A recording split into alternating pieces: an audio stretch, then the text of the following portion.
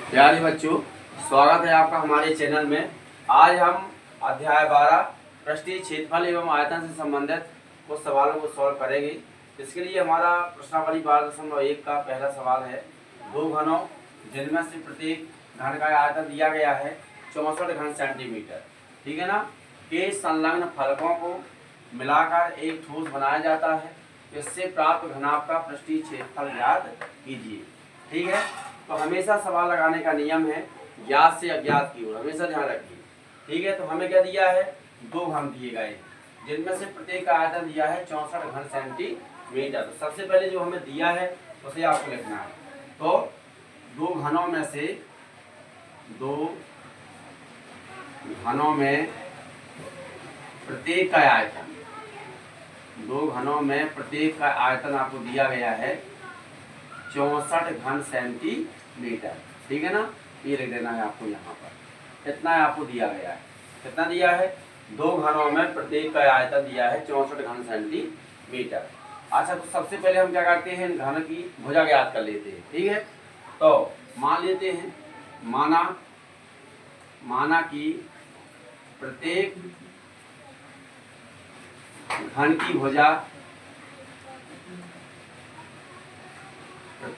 भुजा मान लेते हैं अपन a सेंटीमीटर। ठीक है, अच्छा, अन्य भुजा मान ली a सेंटीमीटर है। अब चूंकि हमें आयतन दिया गया है तो हम आयतन का ही सूत्र लगाएंगे यहाँ पर। तो चूंकि घन का आयतन कितना होता है, घन का आयतन होता है a का क्यूब, अर्थात भुजा का क्यूब। ठीक है, पहले से मालूम है आप लोगों को। अब घन का आयतन हमें कितना दिया गया है, 64। तो आयतन के स्थान पर आपको 64 लिख देना है, बराबर a की घात 3 हो जाएंगी। ठीक है, जब केवल हम a का मान ज्ञात करेंगे अर्थात भुजा का मान निकालेंगे तो ये पावर यहाँ से हटेगी, तो इसमें क्या काम चली जाएगी, ये करनी घात में। तो 64 की करनी घात हो जाएगी 3।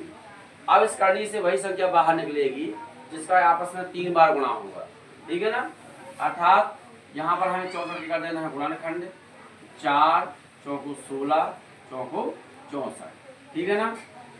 अच्छा, तो यहाँ पर अब 4 का देखा अपन ने तो 3 बार गुणा के रूप में दिया गया है, तो 1 4 इससे बाहर निकल आएगा, तो a का मान हो जाएगा 4 सेंटीमीटर। अतः प्रत्येक घन की भुजा में लगाई हमको 4 सेंटीमीटर। अब उन्होंने कहा कि दोनों घनों को आपस में जोड़ना है, तो जोड़ करके हमें जो ठोस प्राप्त होता है वो क्या होता है, घनाभ। ठीक है, तो हम दोनों घनों को जोड़ेंगे। तो देखें यहाँ पर एक घन आपको ये दिया गया है, मान लीजिए घन बना लें, इस तरीके से आपको बना लेना है घन।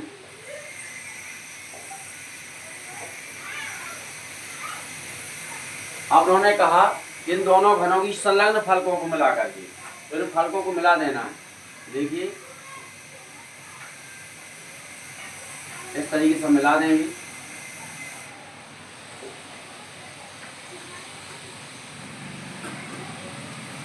इस प्रकार से दोनों घन जुड़ जाएंगे। क्या देखा हमने, एक घनाभ प्राप्त हुआ है, तो इसकी जो विमा पर परिवर्तन आया है वो केवल लंबाई में परिवर्तन हुआ है। तो हमें ज्ञात कर चुके हैं हम कि प्रत्येक भुजा कितनी दी गई है, 4 सेंटीमीटर। तो ये इसकी 4 सेंटीमीटर इसकी भुजा हो गई और दूसरे घन की भी हो जाएगी 4 सेंटीमीटर, अर्थात इसकी केवल लंबाई में परिवर्तन हुआ है। चौड़ाई जो कि क्यों दी गई है आपको 4 सेंटीमीटर और ऊंचाई भी है 4 सेंटीमीटर। तो आप यहाँ पर लिखेंगे दो घनों को आपस में जोड़ने पर क्या प्राप्त हुआ है आपको, घनाभ। ठीक है ना, ये घनाभ की आकृति है। तो दो घनों को आपस में जोड़ने पर प्राप्त घनाभ की जो लंबाई होगी वो बढ़ जाएगी। घनाभ की लंबाई कितनी हो जाएगी, पहले घन की भुजा कितनी है, 4, दूसरे घन की भुजा कितनी है, 4, तो 4 + 4 अर्थात लंबाई हो जाएगी 4 + 4 अर्थात 8 सेंटीमीटर। चौड़ाई में कोई परिवर्तन नहीं हुआ है, तो चौड़ाई 4 सेंटीमीटर ही रहेगी। चौड़ाई लिख देना है आपको 4 सेंटीमीटर। इसके बाद ऊंचाई में भी कोई परिवर्तन नहीं हुआ, ऊंचाई में भी लिख देंगे आप 4 सेंटीमीटर। ठीक है ना। ऊंचाई, तो एच का मान हो जाएगा 4 सेंटीमीटर। अब उन्होंने कहा कि इससे प्राप्त घनाभ का पृष्ठीय क्षेत्रफल ज्ञात कीजिए। तो घनाभ के हमें पृष्ठीय क्षेत्रफल ज्ञात करना है। तो घनाभ का पृष्ठीय क्षेत्रफल आप सभी को तैयार है पहले से। घनाभ का, क्योंकि कक्षा 9 में हम इसका अध्ययन कर चुके हैं,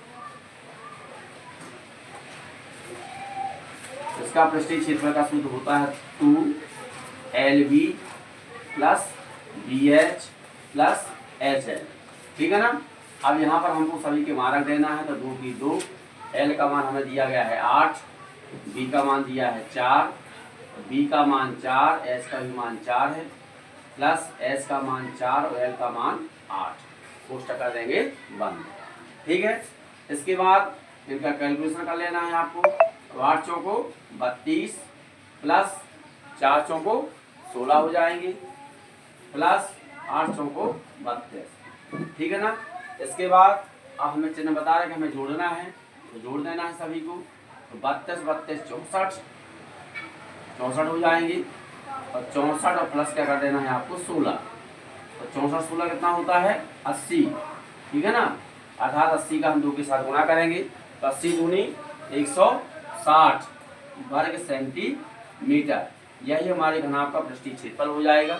यही हमारा आंसर है। इसके बाद हम अगले सवाल की ओर चलेंगे। अगले सवाल में हम देखेंगे, हमें दिया गया है कोई बर्तन एक खोखली अर्धगोले की आकार का है, जिसके ऊपर एक खोखला बेलन अध्यारोपित है। अर्धगोले का व्यास हमें दिया है 14 सेंटीमीटर, और इस बर्तन की कुल ऊंचाई दी गई है 13 सेंटीमीटर। इस बर्तन का आंतरिक पृष्ठीय क्षेत्रफल ज्ञात करना है। ठीक है। तो सबसे पहले हमें प्रश्न में जाना है। तो प्रश्न में हमें दिया है खोखली अर्धगोले के आकार का है, जिसके ऊपर एक खोखला बेलन अध्यारोपित है। ठीक है। तो सबसे पहले हम एक अर्धगोला बनाएंगे। अर्धगोले पर ही खोखला बेलन क्या है अध्यारोपित है। ठीक है ना।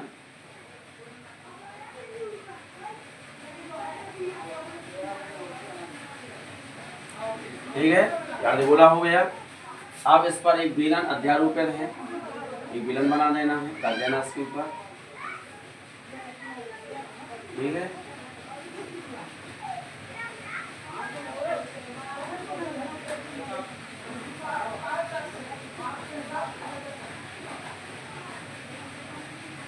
इस तरीके से।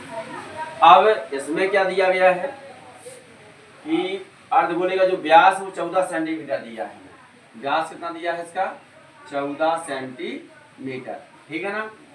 और इस बर्तन की कुल ऊंचाई दी गई है 13 सेंटीमीटर। ऊंचाई कुल दी गई है आपको 13 सेंटीमीटर।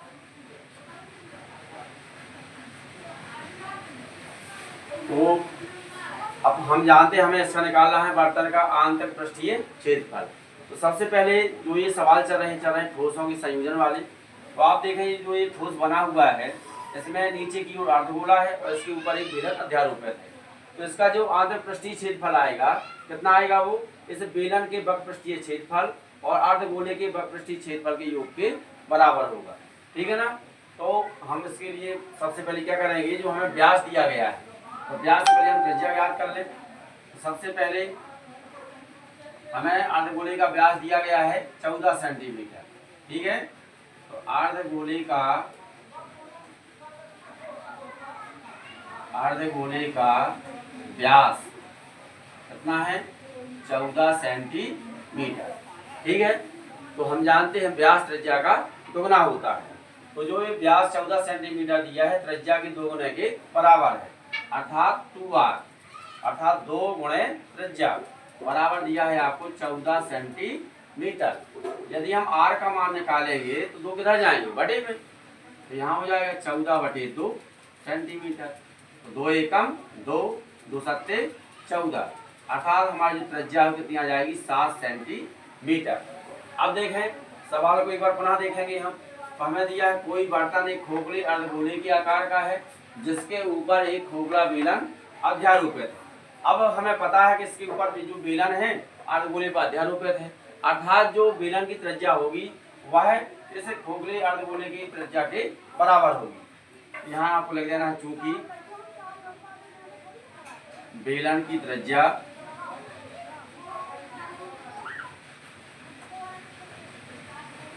बराबर है अर्धगोले की त्रिज्या की। ठीक है ना, अर्धगोले की त्रिज्या, अर्थात बेलन की त्रिज्या भी मिल जाएगी हमें 7 सेंटीमीटर।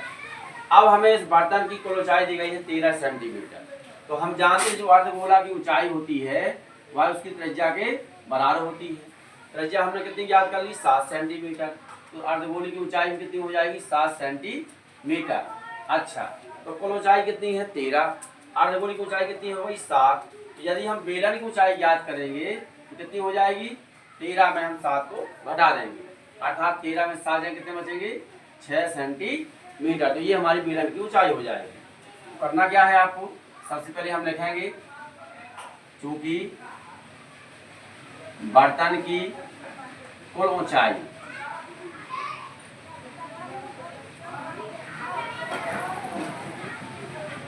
बराबर दिया गया है 13 सेंटीमीटर, तथा अब हम जानते हैं कि अर्धगोले की जो ऊंचाई होती है वह उसकी त्रिज्या के बराबर होती है।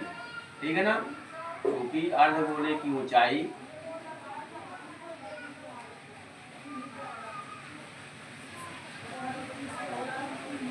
उसकी त्रिज्या के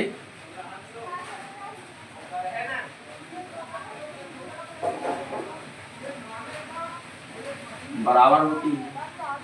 ठीक है ना, तो यदि हमें बेलन की ऊंचाई याद करनी है तो हम कुल ऊंचाई में से अर्धगोले की ऊंचाई को घटा देंगे। इसलिए बेलन की ऊंचाई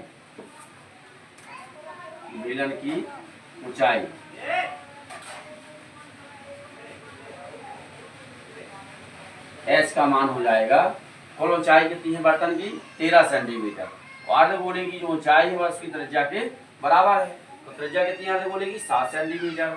तो हम कुल ऊंचाई में अर्धगोले की ऊंचाई को घटा देंगे, तो 13 में 7 जाए कितना बचेगा, 6 सेंटीमीटर। ठीक है ना, तो ये हमें बेलन की ऊंचाई प्राप्त हो गई। अब हमें निकालना है इस बर्तन का आंतरिक पृष्ठीय क्षेत्रफल।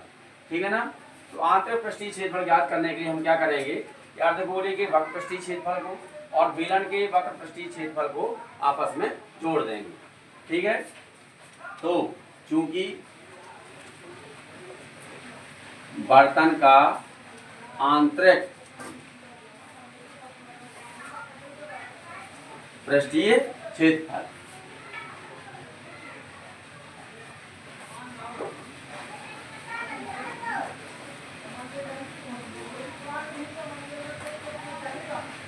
कितना हो जाएगा, दोनों के वक्र पृष्ठों के बराबर।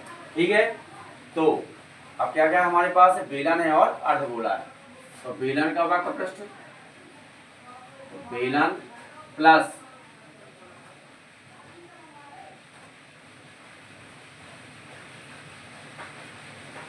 अर्धगोले का वक्र पृष्ठीय क्षेत्रफल।